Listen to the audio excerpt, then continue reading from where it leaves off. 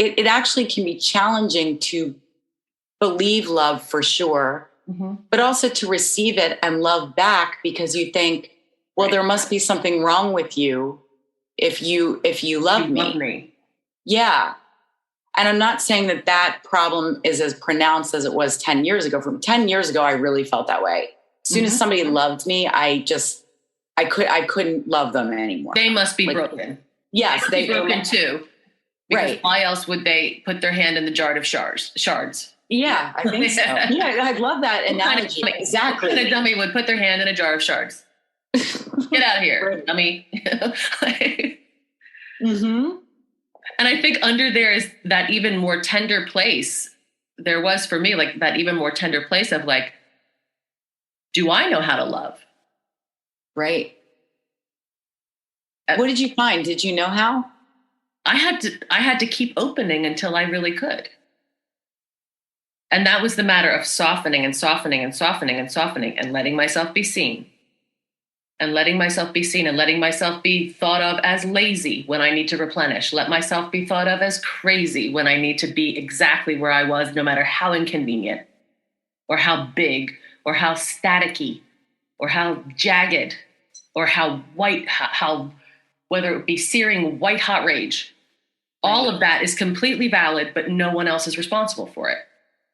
And once I got that I could be in the fullness of my experience, no matter what the experience was, and be lovingly witnessed by simply realizing that no one else is responsible for this. And that shift into learning how to eat the blame, even for like my 2 abusive relationships where I had to really, I had to understand that I was pursuing reiteration of my ideas about myself that I learned as a kid. Yeah. So how much can I even blame? And that's where a lot of my forgiveness came from. I can't really blame that person for slotting into how I already felt about myself. Right. They were my perfect match. They were my perfect match.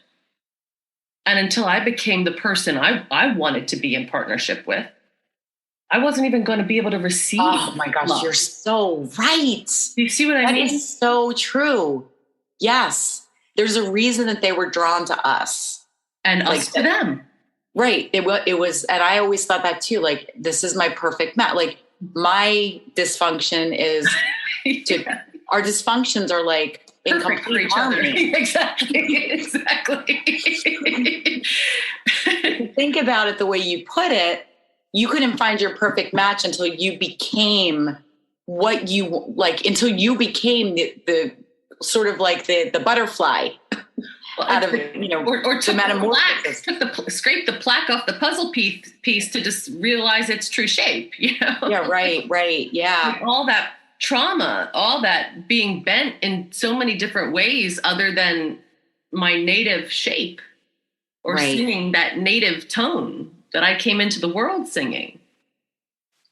Right. Once that gets off key, I'm going to now be like trying to make a chord with people who are also off key, And so how much, like, why would I carry that blame? I can eat that blame and then it can come back out as nourishment for others. If I keep that blame, in a Tupperware in the back of the fridge, like it's going to continue to rot in my system. Right. And that's going to continue to be in my fridge, not nourishing anyone. Like, I can just eat it, shit it out. Like, it's fine. It can go. I don't need that blame anymore. Yeah. It might come with boundaries. I might not have blame, but I might need to have boundaries with a person who behaves in certain ways with me. Do you know what? That behaves in ways that don't respect my skin, where my skin is. But carrying blame is just the worst. Yeah. It's just such a fucking bummer. Yeah. It actually can act as a cancer in a way because it keeps fueling anger if you focus on it. And it hardens. Yeah. When trauma gets lodged in the body and is not able to be expressed, that's how it gets lodged in the body in the first place. It's like an impact that comes in that you can't metabolize at the time. So you kind of stash it away for later. Mm-hmm. And then later never comes. And you keep behaving out of this residue of something that's no longer happening. And it just will devour your life force like a hungry ghost. So if you can manage to be witness, then we roll into hexagram 14. Okay. Which here we go. I absolutely love. I love this one. I'm trying not to have preferences. Yeah. The way is easy for one who has no preferences, as they say in Zen. However, treasure. The treasure is yours. Distribute it wisely. The treasury of the true Dharma eye opens and reflects in your own. You are specific, but not separate.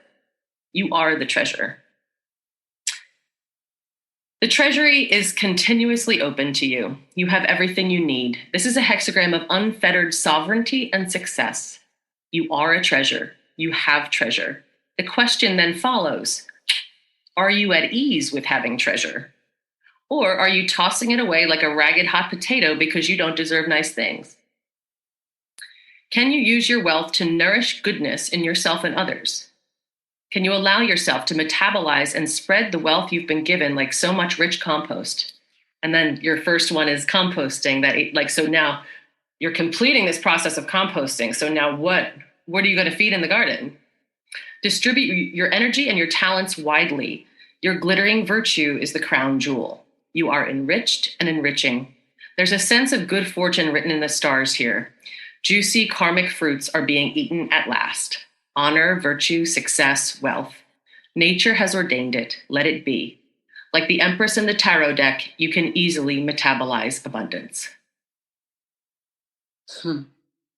There's another paragraph here that might be interesting. Do you have outdated, inherited ideas about money that you have to address? Do you believe that money and people who have it are bad? If you have a lot, do you let it isolate you? Now would be a pretty urgent time to address that. Now is the time to clear all those old ideas about money and power and open yourself to receive unfettered. The treasure is not yours to hoard, it's yours to steward. Guide the flow of this wealth into the world and behold the gleaming growth it provides. Take it all in and don't for a moment allow yourself the indulgence of smugness. Keep distributing virtue. Toss those doubloons.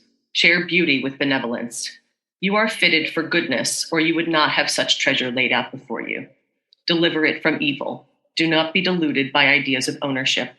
Do no harm. There is nothing to defend. Don't staunch the flow. Stay clear and enjoy the ride.